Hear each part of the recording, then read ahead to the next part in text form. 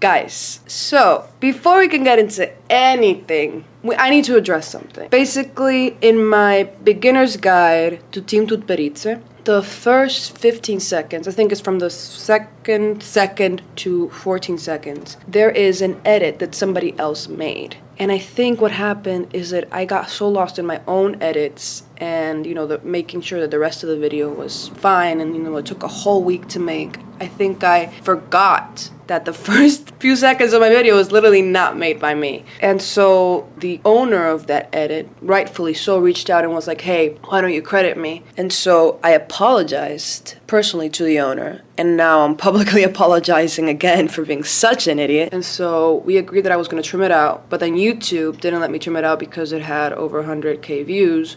So the only other option was to blur it out. And then I gave them credit in the pinned comment and in the description box. So go give them love, likes, and views. The link is there. You can just click on it and the edit is there. Another thing I also wanted to address because of what has happened is that what should I do with tweet review if somebody doesn't want their tweets in my video? I thought it was fine because these are public tweets that anyone can find on Twitter. So I thought it was fine as long as I include the username in the screenshot that I put in the video. But then again, if somebody reaches out and it's like, I don't want my tweet in your video, they also have the right to say that. And only in regards to the tweets, only 2 people have ever reached out, and both of them were just kind of asking why their name was like not their actual name. And basically what happens is that Google translates when I translate the video, we'll translate it, like if your name is like Moon, it'll translate it to like Lunar or something. So you know what, I'm thinking about it, and this is, I think, the best way I can move forward with tweet reviews, because honestly it's super fun to do and I think a lot of people enjoy it, and it would make it really sad to just stop cold turkey. So I think that's the best thing we can do. If you ever see your tweet, like your username, ever featured on my video and you genuinely don't want to be featured ever again, I'm gonna leave my Twitter handle below and just literally just message me, be like, I'd prefer not to be featured. Literally just text me that or DM me that. I'd prefer not to be featured in future videos. I will keep a list of all these people who just prefer not to be featured on my video, and I respect that. And I think that's the best way to move forward. Kind of an opt-out option, if you will. But if I'm completely honest, I think being featured on the videos is kind of a win-win, because we get to laugh, we get to kiki together. And then at the same time, you might gain followers and just exposure. To a public tweet, you kind of want likes, right? But I also understand if you don't want to be featured on my YouTube video. So if you ever find yourself on one of my videos and you just don't want to be featured, my Twitter handle is below. Just DM me. I'd prefer not to be featured in future videos, and I will put you on the do not feature list, which I'm gonna create right now. I think that's the best way to move forward and be mindful of everybody else, which is what I'm honestly trying to do. Let's get into this competition. The main storyline of this competition was Kostornaia versus Liza to see who was going to get a spot to Worlds. Nothing has been announced yet, but after this competition it's become pretty clear that probably Liza was going to be chosen. But again, nothing has been said officially. And even though that was the main storyline, Liza versus Kostornaia, it very quickly changed into Kostornaia versus herself. The first day was rough, to say the least. You could tell she was physically exhausted, she was emotionally exhausted. She showed up, ladies and gentlemen, with 2 new programs. 2 new programs! New short program to Seasons by Vivaldi. Aliona, literally how we all felt. Like, who approved this plan of having everything new 2 months before a competition? But she showed up with a new short program and she played it out. The short program was not her best moment. She cried. Hot Sergei Rozanov tried to keep her calm. Plushenko just kind of looked like he didn't know what to do. Plushenko, you can tell his priority is Sasha, and it's not nice that we can all tell that his priority is Sasha through his body language. And let's just say the next day is definitely a better moment for her. She got through it, she didn't fall, and she was in better spirits. And that's, I think, the best we can hope for now for Kostornaia. But let us remember, the reason why she is so exhausted physically and mentally is because not only is she recovering from COVID and having to, perform 2 new programs completely from scratch in less than 2 months, she apparently also has a stress fracture. This is what a quote we got. I can't know how it all works, but I know something about Aliona's troubles. In the fall, there was not only the pain in the back and COVID, but from what I heard, there was also a stress fracture of the leg. It used to often pester her before, but it got out now. Plushenko told about that sore throat, and there is not a single reason to not believe him. Basically, Kostornaia is going through it, and Kostobots, of course, are also going through it. Being a Kostobot is very difficult. I know, I'm not sure if we got out of coastal depression, but we're definitely at least getting coastal content. In other news, Sasha got a new dog, a Basenji. Fun fact, they can't bark. I wonder if she landed something new. She usually gets a dog if she lands a new trick, so maybe she got something up her sleeve. More coastal bots going through it. Aliona, I am begging you to spread out the news and updates better instead of disappearing for 2 months and coming back with 2 completely new programs.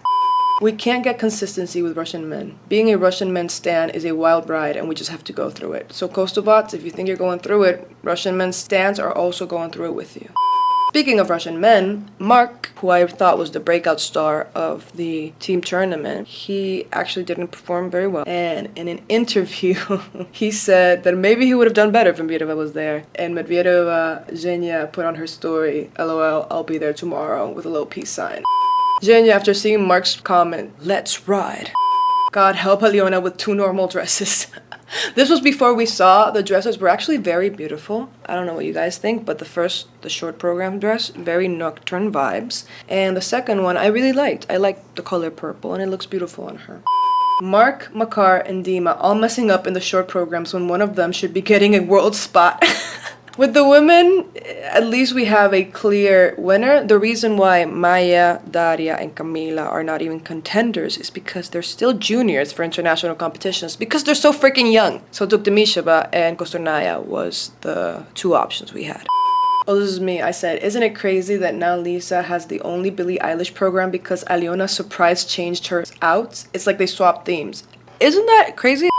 Which, by the way, I loved Aliona Tuktemisheva's You Should See Me in a Crown. Евгения Медведева и Алина Трусова. Also, did anybody else notice that Eteri Tutberidze was like in a great mood this whole weekend? I don't know. I hope that had nothing to do with, Kostornaia's downfall.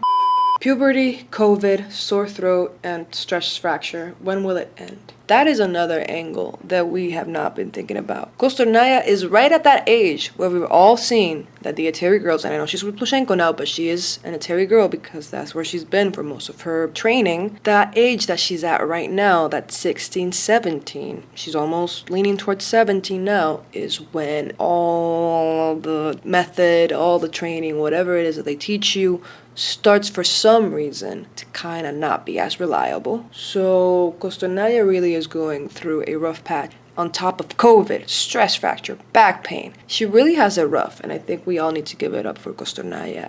Federation. Well, you need 2 programs per season, a short and a free, okay? Aliona with 2 programs from Team Tutberidze, then 4 programs from Angels of Plushenko. Pussy. She really said, I'm gonna go the extra mile for no damn reason. Comparing how Plushenko treated Sasha after she fell on every jump in a program versus how he treated Aliona today is outstanding, to be honest. Honestly, yes, we've never been Plushenko fans, but we definitely have seen that he has his eyes on Sasha as his star student, and Aliona is very much Sergei's kind of project to deal with and manage. But when it's something so emotional as tears, mental, physical exhaustion, you shouldn't just say, you deal with that. You as the head coach, your name is on the paper as her coach. You should also kind of step up. And I think he stepped up a little bit on the second day. And he did a comment that we're going to cover later on that was, semi-understanding. But his body language kind of ruins it all. He acted like he was watching this on TV along with the rest of us, instead of being her freaking coach. So because of the way Plushenko reacted and because of the first day, a lot of people were now questioning, did Kostornaia do the right thing going to Plushenko? Should she go back to Eteri? And there was a lot of debate about that. And this person says, literally cannot convince me that had Aliona stayed with Eteri, she would be in a better position right now. Eteri's method can't sustain seniors for more than 2 years under Eteri's usual methods. You would be looking at Kosto having problems next season. And I think, yeah, it's like the devil you know or the devil you don't know. She went with the devil she doesn't know because Sergey was going to be there to, help her out. And right now, she's not seeing the fruits of that, but I do think it wouldn't have been the solution to all her problems, as we've correctly seen that Eteri girls struggle at a certain age she's very fastly approaching. I hate Plushenko, I really do. I hate how he can't even bother to pretend that he actually sees Aliona as a priority, and if he can't manage 2 gifted skaters under his watch, then maybe he shouldn't be a coach at all. Yes. So on the second day, Ms. Medvedeva showed up for Mark, as she promised. Its first channel didn't show her for some reason, but she was there. And the fans have officially let him into the Metabot circle because they threw in the Sailor Moon cat at him. And he did the Team of First sign, which is the rocket, and they all loved it. And apparently Zhenya did it back. But nobody has a picture or a video. Please, somebody, if you have a picture or video of Medvedeva doing the little rocket sign back, please put it out into the universe. We would all love to see it. 0 out of 10 clean skates. Love that for Russian men. Coming from yours truly, pairs is the superior discipline. So on the practice of the second day, Kostornaia could be seen crying at the boards and in pain. She really is going through it, and I think we all need to come together and stand by her during these times where she truly wants to, but her body is just not allowing her. There's nothing more frustrating than your body not listening to you. I understand that because I literally hurt my wrist last night while drinking and playing with my friends. So if this video is a little bit late, I'm so sorry. It's really hard to edit when your dominant hand hurts like a Judging by the poster for the Team Tutberidze show, Ryabenko mastered the profession of graphic design. If you don't know, Ryabenko is the lady, I believe, who does most of the dresses in-house for the Tutberidze girls. So if you've ever liked the Tutberidze dress, she's the one who made it. If you ever hated it, she's the one who made it. And their poster is the ugliest thing I've ever seen. Why are there 25 different fonts? Like, what the... What is this? LMFAO graphic design is Team Tuberculosis passion. What is that? What is that? Who decided? What? When Sherbakova had a similar situation with COVID, breathless after a short and hard workout, she was supported in all the comments, followed the situation in all forums, massively sympathized, etc. Aliona, instead of support, has received harassment and hate. Disgusting. So this is what we talked about before with Sherbakova. When she was dealing with her hyperventilating during another stage of the Russian Cup, I believe, everything worked out. So everybody was hailing her as a hero, everybody was crying, oh my god, such a strong girl. And something everybody touched on, and I believe I also talked about in my video, was that this is what happens when everything turns out fine, thank God. But what is the alternative to that? And had she won, I think a lot of people would have the same things to say. Such a hero, everybody would be crying, hugs all around. Because she didn't do that, because she ended up 6th in the competition, I think a lot of people are like, she should have stayed with Tutberidze, blah, blah, blah, blah. They're willing to throw the COVID to the side. It's like, only when you've overcome it do people want to acknowledge it. If it affects you negatively, people are just, for some reason, are more willing to judge your character and your decisions rather than the literal sickness that is affecting your health. So, Plushenko, his one redeeming comment was this: I don't see any disaster in sports, but I see disaster in health, because there is a real complication to immunity after COVID. We will not leave Aliona. We are together, and as they say, in joy and in sorrow. We are always there for her. And this person says, say what you want about Plushenko, but Eteri would never even dream of saying something about this after her failed, quote-unquote, skate. This is an improvement no matter what. So this is people arguing for Kostornaia staying in Plushenko, because Plushenko, at least, acknowledges people have bad days, unlike Eteri. I don't know if there's any truth to that, but I do think she's better off staying with Plushenko. So as we said, Russian Man was kind of a disaster. Then Kostornaia was doing better the next day. You could see Plushenko and Rosanov kind of being like, okay, good. Then everybody else did freaking amazing. Maiia Kromik, the story of the entire weekend. Maiia Kromik did completely amazing. And a lot of people say she actually should have won because Kamila Valieva actually fell a few times, bobbled here and there. But then again, she's Kamila. She has time, talent, and strength on her side. She's going to be fine. She can afford to fall. And that was very much what happened because she ended up winning the competition. But a lot of people say that actually Kromik should have won. Even with Kamila Valieva's short program lead, it should have been Maiia Kromik winning this whole event today based on those performances. Like if the winner is the cute blind for you. Cute blind is the way that Google translates Maiia Kromik.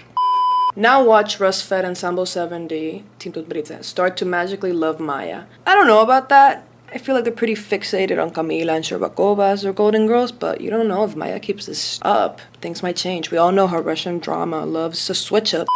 Liza Tuktamisheva freaking killed it. One of the things I love most about her is that you can tell she's just having the time of her life when she's in her element, when she's doing well. On her face, you can just see that she's just doing it all and having the best time. Congratulations to Liza for going to Worlds.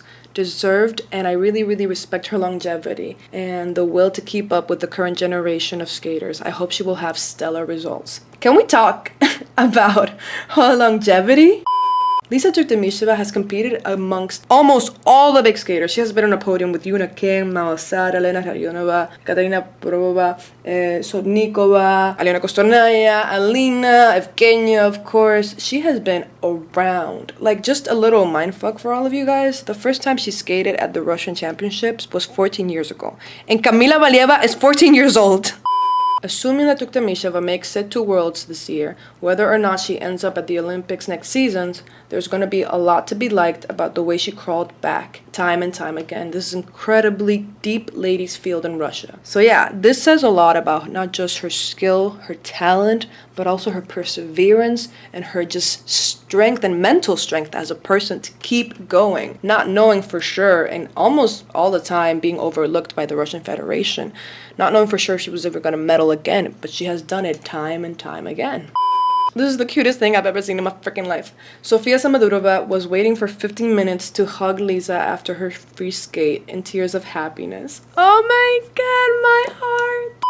Also, Kostobots, not all is lost, because if you are a Kostobot, you know that Aliona has long said that she would want to retire from the sport after the 2022 Beijing Olympics. But also she said that back when she was at the top of her game and it was very much looked like she was going to go to these 2022 Olympics. Now everything is up in the air. And after today's competition, she said, Aliona said she admits that she thinks about continuing her career after the Olympics. I am freaking crying. So not all is lost. Here is some Kosto hope for you Kosto bots to get out of Kosto depression, because it might mean the time is not completely running out. That was the competition. Did not expect, of course, I don't even know I'm surprised anymore. Expect the unexpected should be the tagline for every Russian competition. But yeah, we kind of expected to see a showdown between Kostornaia and Tuktamisheva, but what ended up happening was a very much more emotional story, which was Kostornaia versus herself. And the Russian men kind of predictably did what the Russian men were going to do. The rest of the ladies, Kamila was the one who floundered. Meanwhile, Maiia became the story of the weekend. And Tuktamisheva is very well set to go to Worlds. That's all we got to say about this competition. It was definitely an interesting one to look at. And I think it has the potential to shake things up a lot this season, because next season all these junior girls who are already being treated as seniors in Russia will be legitimate seniors in the international stage, and it'll be the Olympic year. So once again, expect the unexpected, and don't be surprised if we see Maiia Kromik at the 2022 Beijing Olympics, because you never freaking know.